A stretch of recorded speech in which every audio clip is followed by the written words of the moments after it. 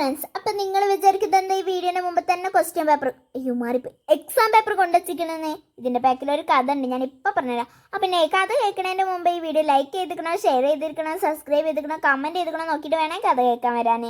അപ്പം നമുക്ക് എന്ത് ചെയ്യാം, കഥ തുടങ്ങാം. ഇന്ന് ഞങ്ങൾക്കൊരു എക്സാം ഉണ്ടായിരുന്നു. ആ എക്സാമിൽ ജയിച്ച അമ്മ ഒരു ഗിഫ്റ്റ് വാങ്ങിത്തരാമെന്ന് പറഞ്ഞു. എന്താണെന്ന് എനിക്കറിയില്ല, ഞാൻ എങ്ങനെയോ കഷ്ടപ്പെട്ട് എക്സാം എഴുതി.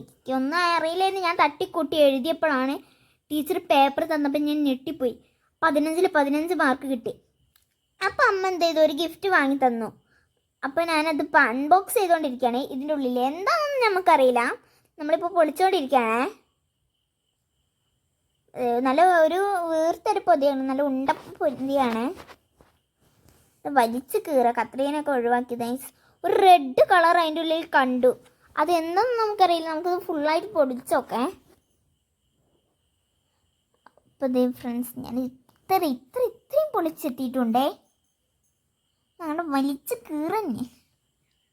നമ്മൾ ഇത്രയൊക്കെ പൊതിച്ച സ്ഥിതിക്ക് ഇതിൻ്റെ ഉള്ളിൽ എന്താ നിങ്ങൾക്കൊന്ന് ഗസ് ചെയ്യാൻ പറ്റുമോ?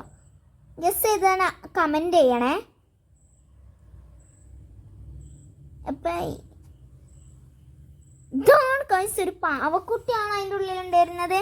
ഇതായിരുന്നു അമ്മ ഗിഫ്റ്റാണെന്ന് പറഞ്ഞു. എനിക്ക് ഭയങ്കര ഇഷ്ടമായി. നല്ല സോഫ്റ്റാണ് കേട്ടോ. അതാണ് ഞാൻ എപ്പോഴും ഇതിനെടുത്ത് നടക്കണത്. നല്ല സുഖമുണ്ട് കഴിച്ച്, നല്ല സോഫ്റ്റാണ്. അപ്പോൾ ലെറ്റർ ടാറ്റ.